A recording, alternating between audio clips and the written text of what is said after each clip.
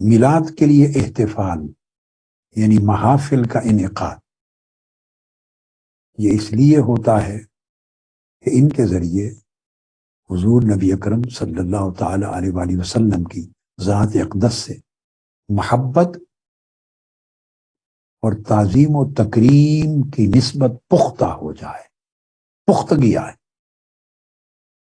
یہ میلاد کا پیغام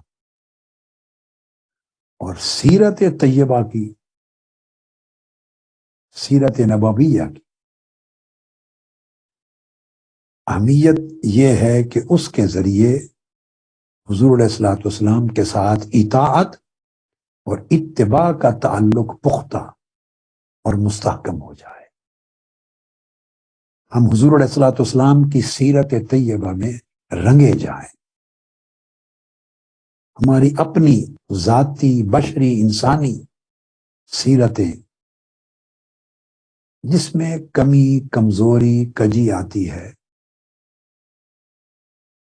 ان کے سارے رنگ ہٹا کر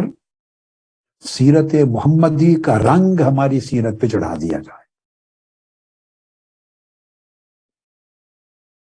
محفل میلاد کے ذریعے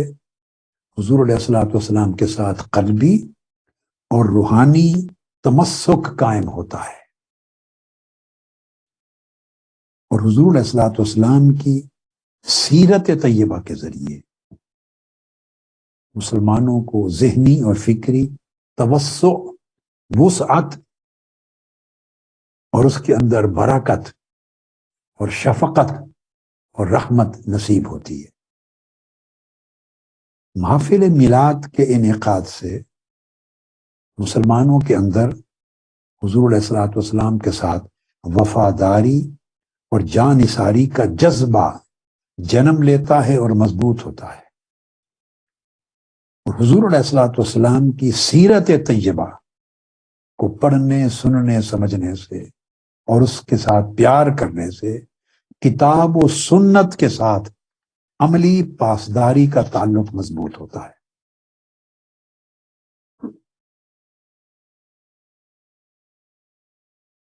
اس لیے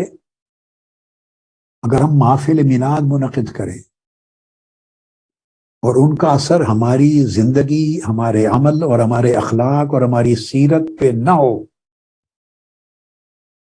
تو ہم نے محفل میلاد سے نفع حاصل نہیں کیا۔ مولد کا احتفال اور سیرت محمدی صلی اللہ علیہ وآلہ وسلم اس طرح عین یکدیگر ہیں، جڑے ہوئے۔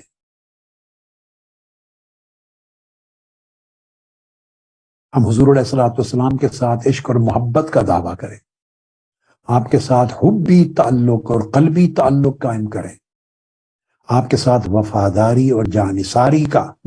دعویٰ کریں اور پیدا کریں، لیکن اس کا اثر ہمارے اخلاق میں اور ہمارے برتاؤ میں نظر نہ آئے، اور ہمارے اخلاق میں سلامتی نہ ہو،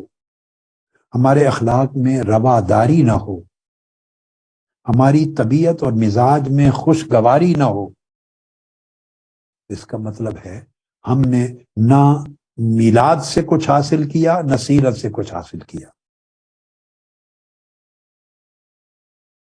میلاد نبوی اور سیرت نبوی،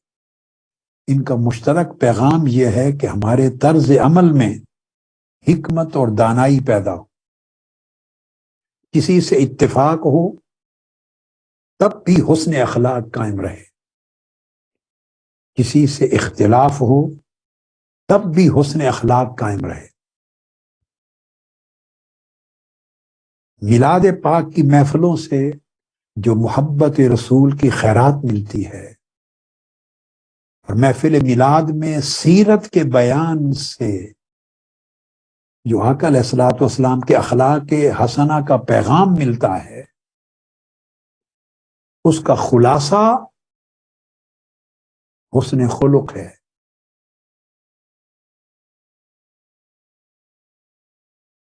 اور